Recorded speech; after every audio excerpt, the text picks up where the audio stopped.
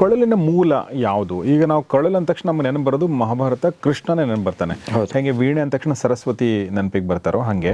ಅದಕ್ಕೆ ನಾನು ಯಾವತ್ತೂ ಸರ್ವೇ ಸಾಮಾನ್ಯ ಹೇಳ್ತೀನಿ, ನೋಡೋಕ್ಕೆ ಇದು ಭಾಳ ಸಿಂಪಲ್, ಬರೀ ಒಂದು ಬಿದಿರಿನ ತುಂಡು, ಬಟ್ ಕರೆಕ್ಟಾಗಿ ನುಡಿಸ್ಬೇಕು ಅಂದರೆ ಪ್ರಾಣ ಹೊರಟೋಗ್ಬಿಡುತ್ತೆ.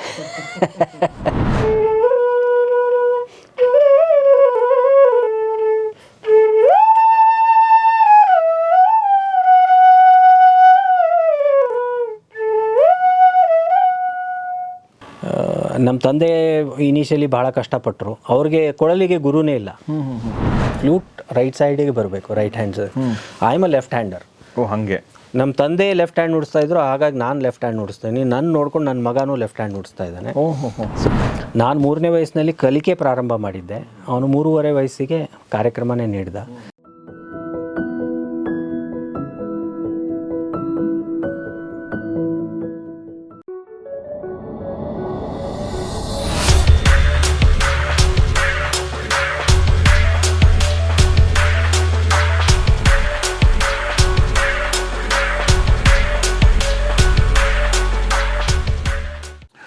ಸ್ನೇಹಿತರೆ ನಮಸ್ಕಾರ. ಗೌರಿ ಶಕ್ಕಿ ಸ್ಟುಡಿಯೋದ ವಿಶೇಷ ಕಾರ್ಯಕ್ರಮ ದ ಅಕ್ಕಿ ಕನೆಕ್ಷನ್ ನಿಮಗೆಲ್ಲ ಆತ್ಮೀಯ ಸ್ವಾಗತ. ನಾನು ಗೌರಿ ಶಕ್ಕಿ.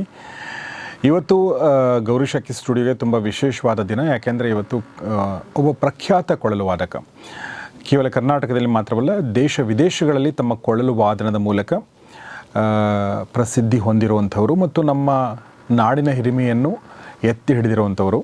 ಕೊಳಲು ಅವರಿಗೆ ಒಂದು ಜನ್ರೇಷನ್ ಮಾತ್ರವಲ್ಲ, ಸುಮಾರು ಒಂದು 2-3 ಜನ್ರೇಷನ್ಗಳಿಂದ ಅವರ ಕುಟುಂಬದಲ್ಲಿ ಹಾಸುಹೊಕ್ಕಾಗಿದೆ. ಜೊತೆಗೆ ಅವರು ಕೇವಲ ಕೊಳಲು ವಾದಕರು ಮಾತ್ರವಲ್ಲ, ಒಬ್ಬ ಸಂಗೀತ ನಿರ್ದೇಶಕರು ಕೂಡ ಹೌದು, ಮತ್ತು ಫ್ಯೂಷನ್ ತಂಡ ಕೂಡ ಕಟ್ಟಿದ್ದಾರೆ, ಮತ್ತು ಅವರು ಆ್ಯಕ್ಟ್ ಕೂಡ ಮಾಡಿದ್ದಾರೆ, ಮತ್ತು ಜೊತೆಗೆ ಬೇರೆ ಬೇರೆ ಧಾರಾವಾಹಿಗಳಿಗೆ, ಹಾಡುಗಳಿಗೆ ಅವರು ಮ್ಯೂಸಿಕ್ ಕಂಪೋಸ್ ಕೂಡ ಮಾಡಿದ್ದಾರೆ. ಸೊ ಬಹುಮುಖ ಪ್ರತಿಭೆ. ಆದರೆ ಎಲ್ಲಕ್ಕಿಂತ ಮುಖ್ಯವಾಗಿ ನಮಗೆ ಕೊಳಲು ವಾದಕ ಪ್ರವೀಣ್ ಗೋಡ್ಖಂಡಿ ನಮ್ಮೊಂದಿಗಿದ್ದಾರೆ. ಬನ್ನಿ ಅವ್ರನ್ನ ಸ್ವಾಗತಿಸೋಣ. ಸರ್ ನಿಮಗೆ ಸ್ವಾಗತ, ನಮಸ್ಕಾರ. ನಮಸ್ಕಾರ ಸರ್. ನಾನು ಈ ಕಾರ್ಯಕ್ರಮ ಹೇಗೆ ಶುರು ಮಾಡಲಿ ಅಂತ ಯೋಚನೆ ಮಾಡ್ತಾ ಇದ್ದೆ, ಯಾವ ಪ್ರಶ್ನೆ ಕೇಳಲಿಲ್ಲ ಅಂತ ಹೇಳಿ. ಬಟ್ ನನಗನ್ಸುತ್ತೆ ಒಂದು ವಾದನದ ಮೂಲಕ, ನಿಮ್ಮ ಒಂದು ರಾಗದ ಮೂಲಕನೇ ನಾವು ಶುರು ಮಾಡ್ಬೋದು ಅನಿಸುತ್ತೆ. ಸಂಜೆ 6 ಗಂಟೆ ಆಗಿದೆ, ಗೊತ್ತಿಲ್ಲ ನನಗೆ ಈಗ ಯಾವ ರಾಗ ಹಾಡ್ತಾರೆ ಅಂತೇಳಿ. ಸಾಯಂಕಾಲದ ಒಂದು ರಾಗ ನುಡಿಸ್ತೀನಿ. ರಾಗ ಪುರ್ಯ ಕಲ್ಯಾಣ ಅಂತ. ಪುರ್ಯ ಕಲ್ಯಾಣ ಅಂದರೆ ಸೂರ್ಯಾಸ್ತ ಆಗುವ ಸಮಯದಲ್ಲಿ ಅನೇಕ ರಾಗಗಳಿದೆ. ಪೂರ್ಯ ಇದೆ, ಮಾರ್ವ ಇದೆ, ಶ್ರೀ ಇದೆ. ಸೊ ಪುರ್ಯ ಕಲ್ಯಾಣ ಅಂತ ಒಂದು ರಾಗ, ಅದನ್ನು ನುಡಿಸ್ತೀನಿ. ಪ್ಲೀಸ್.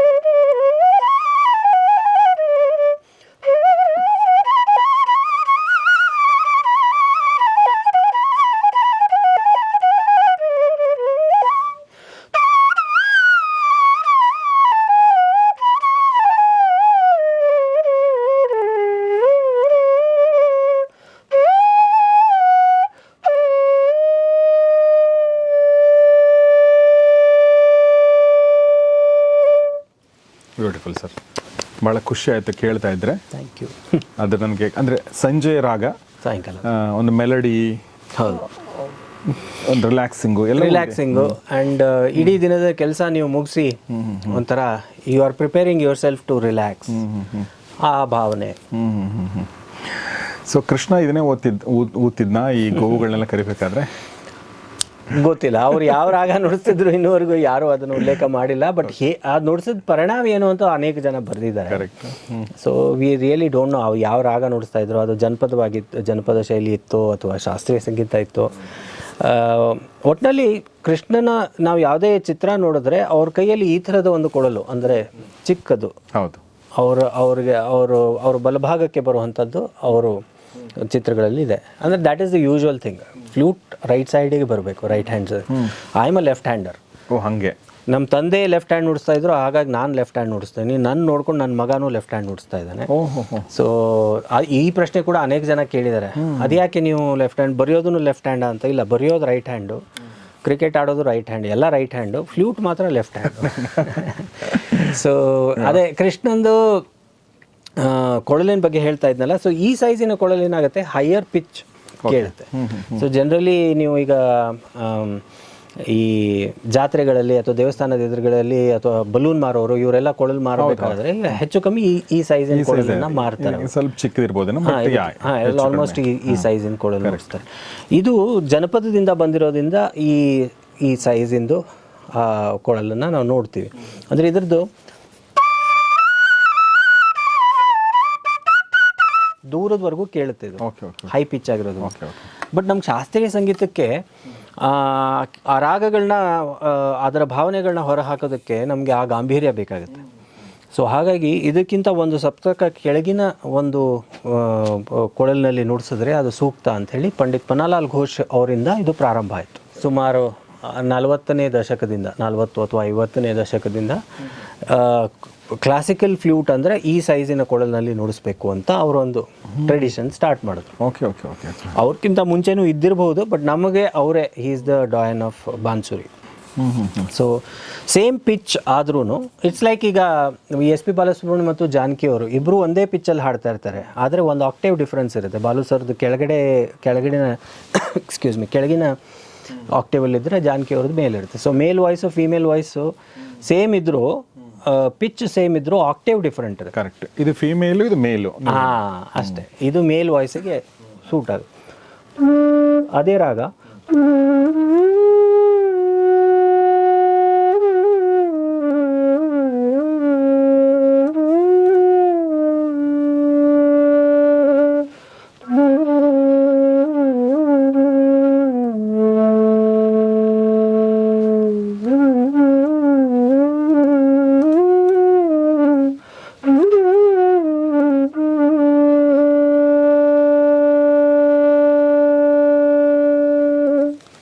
ಒಂದು ಗಂಭೀರವಾದ ನಾದ ಇದರಿಂದ ಬರುತ್ತೆ. ಸೊ ಹೆಚ್ಚು ಒಂದು ಮೇಲ್ ವಾಯ್ಸು ಅಥವಾ ಒಂದು ಹ್ಯೂಮನ್ ವಾಯ್ಸಿಗೆ ಹತ್ತಿರವಾಗತ್ತೆ ಅನ್ನೋ ಒಂದು ಕಾರಣದಿಂದ ಶಾಸ್ತ್ರೀಯ ಸಂಗೀತವನ್ನು ಈ ಅಳತೆಯ ಕೊಳಲಿನಲ್ಲಿ ನಾವು ನುಡಿಸ್ತೀವಿ. ಸೊ ಈಗ ಎಲ್ಲರೂ ಇದನ್ನೇ ಯೂಸ್ ಮಾಡ್ತಾರೆ ಶಾಸ್ತ್ರೀಯ ಸಂಗೀತಕ್ಕೆ. ಹಿಂದೂಸ್ತಾನಿ ಶಾಸ್ತ್ರೀಯ ಸಂಗೀತ ನುಡಿಸೋದು ಹೆಚ್ಚು ಈ ಅಳತೆಯ ಕೊಳಲು. ಬಟ್ ಕರ್ನಾಟಕ ಶಾಸ್ತ್ರೀಯ ಸಂಗೀತದಲ್ಲಿ ಅನೇಕ ಜನರು ಈ ಸೈಜಿನ ಕೊಳಲಿನಲ್ಲೇ ನುಡಿಸ್ತಾರೆ, ಬಿಕಾಸ್ ಅವರ ಟ್ರೆಡಿಷನ್ ಹಾಗೇ ಬಂದಿದೆ. ಈಗ ದೇವಸ್ಥಾನದಲ್ಲಿ ಅವರು ಇನ್ನಿತರೆ ವಾದ್ಯಗಳ ಜೊತೆಗೆ ಅವರು ನುಡಿಸ್ಬೇಕಾದಾಗ ಆವಾಗಿನ ಸಮಯದ ಹಳೆಯ ಟೈಮ್ನಿಂದನೂ ಕೊಳಲು ಕೇಳಬೇಕು ಅಂದರೆ ಅದು ಚಿಕ್ಕ ಕೊಳಲನ್ನ ನುಡಿಸೋದು ಈಸಿ, ಕೇಳೋದು ಅಂದರೆ ದೂರದವರೆಗೂ ಕೇಳುತ್ತೆ. ಮೈಕ್ ಇರಲಿಲ್ಲ ಆಗಿನ ಸಮಯದಲ್ಲಿ ಹಾಗೆ. ಸೊ ಕೆಲವರು ಈಗ ಕರ್ನಾಟಿಕ್ ಮ್ಯೂಸಿಷಿಯನ್ಸ್ ಕೂಡ ದೊಡ್ಡ ಕೊಳಲನ್ನು ಮಾಡ್ಕೊಂಡಿದ್ದಾರೆ. ಬಟ್ ಆ ಬೇಸಿಕ್ ಡಿಫರೆನ್ಸ್ ನಾವು ನೋಡುವಾಗ ಶಾಸ್ತ್ರೀಯ ಸಂಗೀತದಲ್ಲಿ ಹಿಂದೂಸ್ತಾನಿಯವರು ದೊಡ್ಡ ಕೊಳಲು ಯೂಶ್ವಲಿ ನುಡಿಸೋದು, ಕರ್ನಾಟಕಿಯವರು ಚಿಕ್ಕ ಕೊಳಲಿನಲ್ಲೇ ನುಡಿಸ್ತಾರೆ. Wonderful sir. ನಾನು ಆ್ಯಕ್ಚುಲಿ ಕೊಳಲಿನ ಬಗ್ಗೆನೇ ಶುರು ಮಾಡಬೇಕು ಅಂತ ಅಂದ್ಕೊಂಡಿದ್ದೆ. ನೀವು ಕೊಳಲಿನ ಬಗ್ಗೆ ಒಂದಷ್ಟು ಮಾಹಿತಿ ಕೊಟ್ಟರೆ, ಬಟ್ ಕೊಳಲಿನ ಮೂಲ ಯಾವುದು? ಈಗ ನಾವು ಕೊಳಲು ಅಂದ ತಕ್ಷಣ ನಮ್ಗೆ ನೆನಪು ಬರೋದು ಮಹಾಭಾರತ, ಕೃಷ್ಣನೇ ನೆನಪು ಬರ್ತಾನೆ. ಹಾಗೆ ವೀಣೆ ಅಂದ ತಕ್ಷಣ ಸರಸ್ವತಿ ನೆನಪಿಗೆ ಬರ್ತಾರೋ ಹಾಗೆ. ಸೊ ಇದ್ರ ಮೂಲ ಏನು ಆ್ಯಕ್ಚುಲಿ? ಅಂದರೆ ನಮಗೆಲ್ಲ ಗೊತ್ತಿರೋ ಹಾಗೆ 5000 ವರ್ಷದ ಹಿಂದೆ ಕೃಷ್ಣ ಅವರು ನುಡಿಸ್ತಾ ಇದ್ರು ಕೊಳಲು. ಅವ್ರು ನುಡಿಸಿದ್ರೆ ಪ್ರಾಣಿ ಪಕ್ಷಿ ಎಲ್ಲರೂ ಅಟ್ರ್ಯಾಕ್ಟ್ ಆಗ್ತಾಯಿದ್ರು, ಅವ್ರಿಗೆ ಎಲ್ಲರ ಮನಸ್ಸು ಮೇಲೆ ಅದು ಪರಿಣಾಮ ಬೀರ್ತಾ ಇತ್ತು ಅಂತ. ಬಟ್ ಯಾವ ಥರ ಸಂಗೀತ ನುಡಿಸ್ತಾ ಇದ್ರು ಅನ್ನೋದ್ರದ್ದು ಬಗ್ಗೆ ಯಾರಿಗೂ ಅಷ್ಟೊಂದು ಐಡಿಯಾ ಇಲ್ಲ. ಬಟ್ ಇನ್ನೊಂದು ಥಿಯರಿ ಇರೋದು, ಈ ಬ್ಯಾಂಬೂಗಳು ಬೆಳೆಯುತ್ತಲ್ಲ, ಇವೆಲ್ಲ ಬ್ಯಾಂಬೂದೇ ಅದು. ಹೌದು, ಬಿದಿರು. ಸೊ ಅದು ಬ್ಯಾಂಬೂ ಫಾರೆಸ್ಟಲ್ಲಿ ತುಂಬ ಉದ್ದ ಬೆಳೆದು ನಿಂತ ಬ್ಯಾಂಬೂ, ಅದ್ರ ಮೇಲೆ ಈ ವುಡ್ ಪೆಕ್ಕರ್ ಅಂತ ಹೇಳ್ತೀವಲ್ಲ, ಅದು ಹೋಗಿ ಅದನ್ನು ಕುಕ್ಕಿ ಅಲ್ಲಿ ರಂಧ್ರಗಳನ್ನ ಸೃಷ್ಟಿ ಮಾಡಿದಾಗ ಜೋರಾಗ ಗಾಳಿ ಬೀಸಿದಾಗ ಅಲ್ಲಿಂದ ಒಂದು ನಾದ ಹೊರಹೊಮ್ತು ಅಂತ. ಅದು ಮನುಷ್ಯನಿಗೆ ಪ್ರೇರಣೆ ನೀಡಿ ಅವನು ಇದರಿಂದ ನಾವು ಒಂದು ಸೌಂಡ್ ಕ್ರಿಯೇಟ್ ಮಾಡ್ಬೋದು ಅಂತ ಅದನ್ನು ಕಟ್ ಮಾಡಿ ಆರ್ಟಿಫಿಷಿಯಲಿ ಅದರಲ್ಲಿ ಗಾಳಿ ಊದಿದ್ರೆ ಸೌಂಡ್ ಬರುತ್ತೆ ಅಂತ ಗೊತ್ತಾದ ತಕ್ಷಣ ಹೇಗೆ ಗಾಳಿ ಊದೋದು ಅಂತ ಎಲ್ಲ ಅದಕ್ಕೆ ಬೇರೆ ಬೇರೆ ಥರದ ಪ್ರಯತ್ನಗಳನ್ನ ಮಾಡಿ ಕೊಳಲನ್ನು ಹುಟ್ಟಾಕದ ಅಂತ. ಸೊ ಕೆಲವು ಇದರಲ್ಲಿ ಏನಿದೆ ಅಂದರೆ ಹಳೇ ಟ್ರೈಬ್ಸಲ್ಲೆಲ್ಲ they use the flutes to communicate messages. ಬೇರೆ ಬೇರೆ ಥರದ ನುಡಿಸಿದಾಗ ಅಲ್ಲಿ ಯಾವುದೋ ಪ್ರಾಣಿ ಆ ದಿಕ್ಕಿನಲ್ಲಿ ಹೋಗಿದೆ ಅಥವಾ ವೈರಿಗಳು ಬರ್ತಾ ಇದ್ದಾರೆ, ಈ ಥರದ ಸಂದೇಶಗಳನ್ನ ಡ್ರಮ್ಸಲ್ಲೂ ಮಾಡ್ತಾಯಿದ್ರು, ಕೊಳಲ್ನಲ್ಲೂ ಮಾಡ್ತಾಯಿದ್ರು. ಅಂದರೆ ಈ ಕೊಳಲ್ನಲ್ಲಿ ಯಾಕೆ ಅಂದರೆ ಹೈ ಪಿಚ್ ತುಂಬ ದೂರದವರೆಗೂ ಕೇಳುತ್ತೆ ಅದು. ಸೊ ಆ 2-3 ಸ್ವರಗಳಲ್ಲೇ ಮೆಸೇಜಸ್ ಕಮ್ಯುನಿಕೇಟ್ ಆಗಲಿಕ್ಕೆ. ಸೊ ಅದರದ್ದೇ ಬೇರೆ ಒಂದು ಫಾರ್ಮ್ ಅಂದರೆ ವಿಸಲ್. ಕೊಳಲಿನ ಇನ್ನೊಂದು ಫಾರ್ಮ್, ಈಗ ನಾವು ಉದ್ದು ಕೊಳಲು ಅಂತ ಹೇಳ್ತೀವಿ. ಈಗ ನೀವು ಮಾರುಕಟ್ಟೆಯಲ್ಲಿ ಅಥವಾ ಜನರಲಿ ಯಾವುದೋ ಒಂದು ದೇವಸ್ಥಾನದ ಎದುರುಗಡೆ ಚಿಕ್ಕ ಮಕ್ಕಳಿಗೆ ಕೊಳಲು ಅಂತ ಮಾರೋದು ಉದ್ದು ಕೊಳಲು ಅಂತ ಇರುತ್ತೆ. ಅದ್ರಲ್ಲಿ ನೀವು ಗಾಳಿ ಹಾಕಿದ್ರೆ ಸೌಂಡ್ ಬರುತ್ತೆ. ಇದಾದ್ರೆ ಏನಾಗುತ್ತೆ, ನೀವು ಹಾರಿಜಾಂಟಲಲ್ಲಿ ಒಂದು ಪರ್ಟಿಕ್ಯುಲರ್ ಆ್ಯಂಗಲಲ್ಲಿ ಗಾಳಿ ಊದಿದ್ರೆ ಮಾತ್ರ ಸೌಂಡ್ ಬರುತ್ತೆ. ಜೊತೆಗೆ ಅದು ಮಧುರವಾಗಿರಬೇಕು, ಆಮೇಲೆ ಶ್ರುತಿ ಶುದ್ಧವಾಗಿರಬೇಕು ಅಂದರೆ ಅದು ಒಂದು ಪರ್ಟಿಕ್ಯುಲರ್ ಪೊಸಿಷನಲ್ಲೇ ಬ್ಲೋ ಮಾಡಬೇಕು. ಸೊ ಅದನ್ನು ಅಭ್ಯಾಸ ಮಾಡೋದಕ್ಕೆ ಸಮಯ ತೊಗೊಳುತ್ತೆ. ಜೊತೆಗೆ ಈ ರಂಧ್ರಗಳನ್ನ ಎಲ್ಲ ದೂರ ಇರುತ್ತೆ, ಇದನ್ನೆಲ್ಲ ಕ್ಲೋಸ್ ಮಾಡೋದಕ್ಕೆ ತುಂಬ ಪ್ರಾಕ್ಟೀಸ್ ಮಾಡಬೇಕಾಗುತ್ತೆ. ಕೈಯನ್ನೆಲ್ಲ ಅಗಲ್ ಮಾಡಿ it requires lot of effort. ಅದಕ್ಕೆ ನಾನು ಯಾವತ್ತೂ ಸರ್ವೇ ಸಾಮಾನ್ಯ ಹೇಳ್ತೀನಿ, ನೋಡೋಕ್ಕೆ ಇದು ಭಾಳ ಸಿಂಪಲ್, ಬರೀ ಒಂದು ಬಿದಿರಿನ ತುಂಡು, ಇದರಲ್ಲಿ ತಂತಿ ಇಲ್ಲ, ಚರ್ಮಗಳಿಲ್ಲ, ಯಾವುದು ಕೀ ಇಲ್ಲ, ಏನೂ ಇಲ್ಲ. ಬರೀ ಶ್ವಾಸದ ಮುಖಾಂತರ ನಾವು ಇದನ್ನು ಶುದ್ಧವಾಗಿ ನುಡಿಸೋದು. ನೋಡೋಕೆ ಭಾಳ ಸಿಂಪಲ್, ಬಟ್ ಕರೆಕ್ಟಾಗಿ ನುಡಿಸ್ಬೇಕು ಅಂದರೆ ಪ್ರಾಣ ಹೊರಟೋಗ್ಬಿಡುತ್ತೆ. ಅಷ್ಟು ಕಷ್ಟ ಕೊಡುತ್ತಿದ್ದು. ಅಂದರೆ ಸ್ವಲ್ಪ ನಾವು ಉಸಿರಾಟದಲ್ಲಿ ಅಥವಾ ಈ ಪೊಸಿಷನಲ್ಲಿ ಏನಾದ್ರು ವ್ಯತ್ಯಾಸ ಆದರೆ ಅಪಶ್ರುತಿ ಆಗುತ್ತೆ. ಪ್ರಾಣ ಕೊಡಬೇಕಾಗತ್ತೆ, ಅದಕ್ಕೆ ಪ್ರಾಣವಾಯು ಬೇಕಲ್ಲ ಅದಕ್ಕೆ. ಸೊ ಹಿಂಗಾಗಿ ನೀವು ಒಂದು ಭಾಳ ಇಂಟ್ರೆಸ್ಟಿಂಗ್ ವಿಚಾರ ಹೇಳಿದ್ರಿ. ಅಂದರೆ ಸಂದೇಶಗಳನ್ನ ಕಳಿಸೋಕ್ಕೆ ಇದನ್ನು ಯೂಸ್ ಮಾಡ್ತಿದ್ರು ಅಂತ. ನೀವು ಸಂದೇಶ ಕಳಿಸಿದ್ದೀರಾ ಫ್ಲೂಟ್ ಮೂಲಕ? ಕೆಲವು ನಾನು ಕಳಿಸಿರ್ಲಿಲ್ಲ, ಬಟ್ ನಾನು ಕಳಿಸಿದ್ದೀನಿ ಅಂತ ಅಂದ್ಕೊಂಡಿರೋ ತುಂಬ ಜನ ಇದ್ದಾರೆ. ಓಕೆ, ನನಗೆ ನೀವು ಸಂದೇಶ ಅಂದಾಗ ನನಗೆ ನೆನಪು ಬಂದಿದ್ದು, ಟಿ ವಿ ನೈನಲ್ಲಿದ್ದಾಗ ಒಂದು ಪ್ರೇಮ ಪಲ್ಲವಿ ಅಂತ ಕಾರ್ಯಕ್ರಮ ಮಾಡಿದ್ವಿ.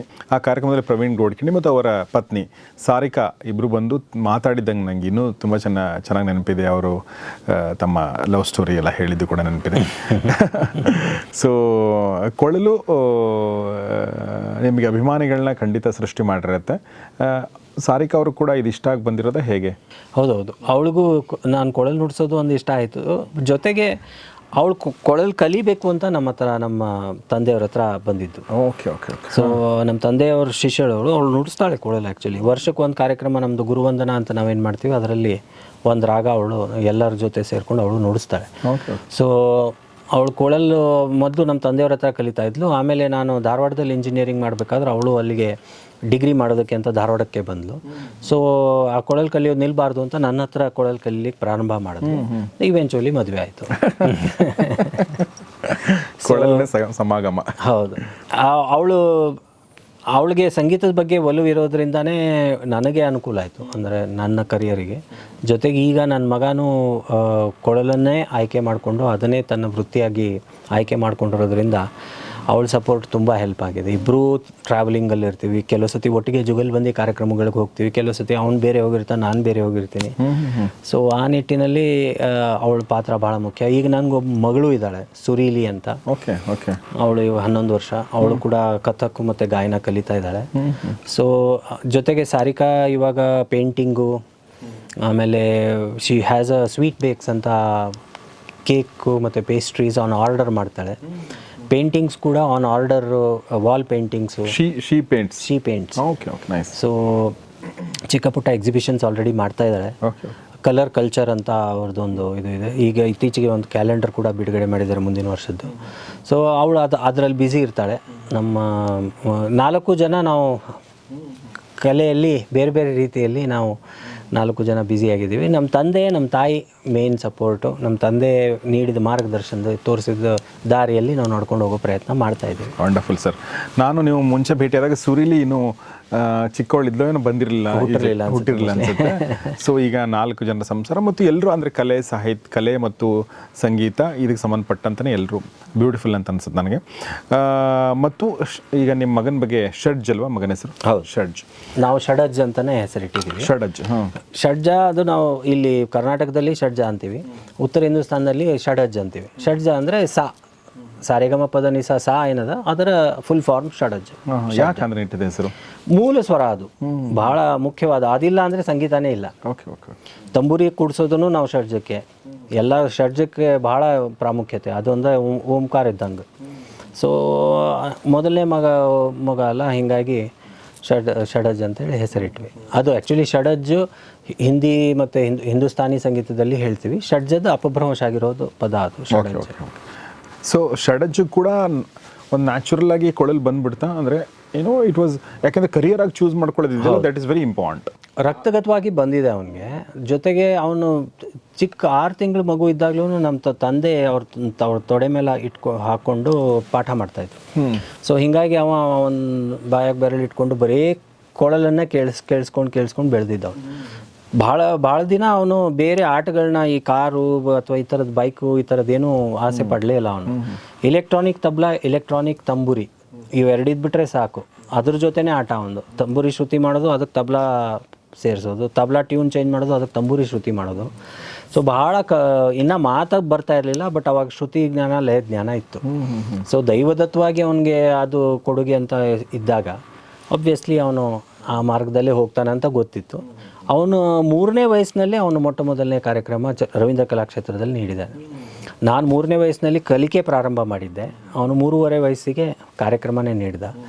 ಸೊ ಇನಿಷಿಯಲಿ ತಂದೆಯವ್ರ ಮಾರ್ಗದರ್ಶನ ಇತ್ತು ಅವನಿಗೆ. ಆಮೇಲೆ ಇವಾಗ ನನ್ನ ಹತ್ರನೂ ಕಲಿತಾ ಇದ್ದ ಆವಾಗ. ಇವಾಗಂತೂ ನನ್ನ ಮಾರ್ಗದರ್ಶನದಲ್ಲೇ ಇದ್ದಾನೆ. ಡ್ರಮ್ಸು ನುಡಿಸ್ತಾನೆ, ವೆಸ್ಟರ್ನ್ ಡ್ರಮ್ಸು ಕಲ್ತೀನಿ, 7th ಗ್ರೇಡ್ವರೆಗೂ ಮಾಡಿದ್ದಾನೆ.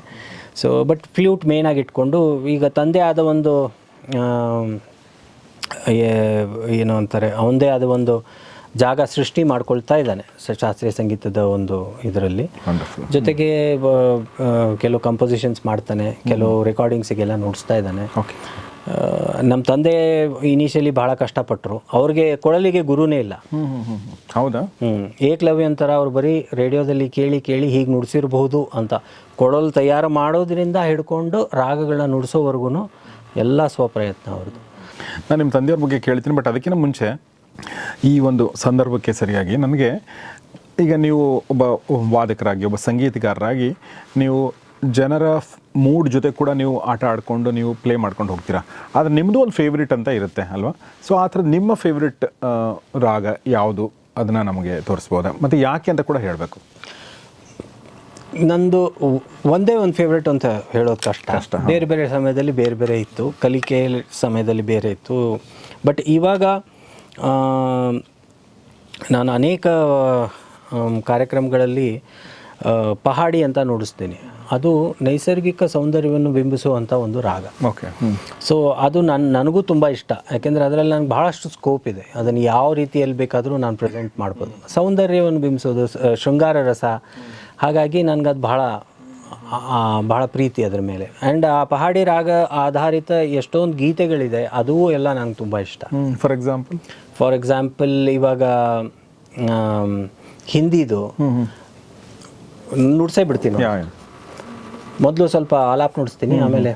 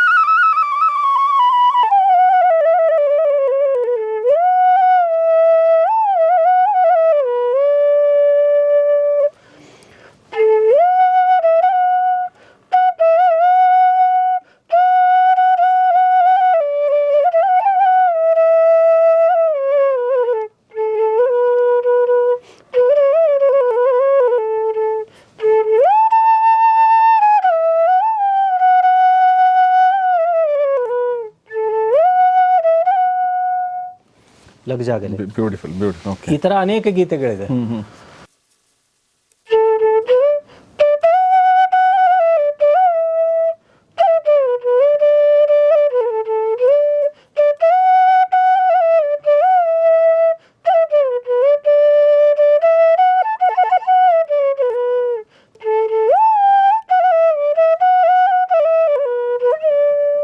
ರಾಮ್ ತೆರಿ ಗಂಗಾ. ಸೊ ಈ ಥರ ಪಹಾಡಿ ರಾಗವಂತೂ ತುಂಬ ಬಳಸಿದ್ದಾರೆ, ತುಂಬ ಸಿನಿಮಾಗಳಲ್ಲಿ ಇದನ್ನು ಬಳಸ್ತಾರೆ ಕೂಡ. ಹೌದು. ಅಂದರೆ ನೀವು ಫಸ್ಟು ಹಾಡು ಹಾಡಬೇಕಾದ್ರೆ, ನೀವು ಇಂಟ್ರೊಡಕ್ಷನ್ ಕೊಡಬೇಕಾದ್ರೆ, ಅಂದರೆ ನೀವು ಶುರು ಮಾಡಿದಾಗಲೇ ನನಗೆ ನನ್ನ ಕಣ್ಣೆದುರುಗಡೆ ನೇಚರ್ ಬರ್ತಾ ಇತ್ತು. ಗಿಡಗಳು, ಬೆಟ್ಟ, ಗುಡ್ಡ ಎಲ್ಲ ನಂಗೆ ಕಾಣಿಸ್ತಾ ಇತ್ತು ನೀವು ಅದನ್ನು ಪ್ಲೇ ಮಾಡ್ತಿರ್ಬೇಕಾದ್ರೆ. ಅಣ್ಣ ಅವ್ರದ್ದು ಒಂದು ಗೀತೆ ಇದೆ,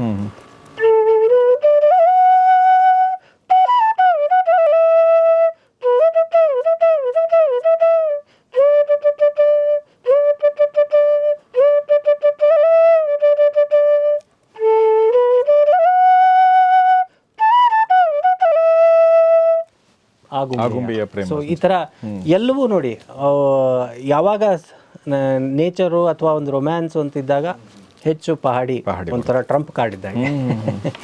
ಬ್ಯೂಟಿಫುಲ್. ಇದು ನಿಮ್ಮ ಇಷ್ಟದ ರಾಗ? ನನಗೆ ತುಂಬ ಇಷ್ಟ. ಅದು ಯಾಕೆ ಇಷ್ಟ ನನಗನ್ಸೋದಂತಂದರೆ, ಅವ್ರು ಹೇಳ್ದಂಗೆ ಅಲ್ಲೊಂದು ಫ್ರೀಡಮ್ ಕೂಡ ಇದೆ ನಿಮಗೆ ಅಲ್ವಾ, ಒಂದು ಆಟ ಆಡೋಕ್ಕೆ ಅವಕಾಶ ಇದೆ, ಗ್ರೌಂಡ್ ದೊಡ್ಡದಿದೆ. ಬ್ಯೂಟಿಫುಲ್. ಸೊ ಹಾಗೆ ನಾವು ಸಂಗೀತದ ಮೂಲಕ ಮತ್ತೆ ನಾನು ಸರ್ ಬಗ್ಗೆ, ಪ್ರವೀಣ್ ಗೋಡ್ಖಿಂಡಿ ಅವ್ರ ಬಗ್ಗೆ ಓದ್ತಿರ್ಬೇಕಾದ್ರೆ, ಹೇಗೆ ಷಡಜ್ ಬಗ್ಗೆ ಹೇಳಬೇಕಾದ್ರೆ ನನ್ನ ಮಾರ್ಗದರ್ಶನದಲ್ಲಿ ಅಂತಂದರು, ಅದೇ ಥರ ಪ್ರವೀಣ್ ಗೋಡ್ಖಿಂಡಿ ಅವ್ರಿಗೆ ಮಾರ್ಗದರ್ಶನ ಸಿಕ್ಕಿದ್ದು ಅವರ ತಂದೆ ಪಂಡಿತ್ ವೆಂಕಟೇಶ್ ಗೋಡ್ಖಿಂಡಿ ಅವ್ರ ಮೂಲಕ. ಅವರಿಂದ. ಸೊ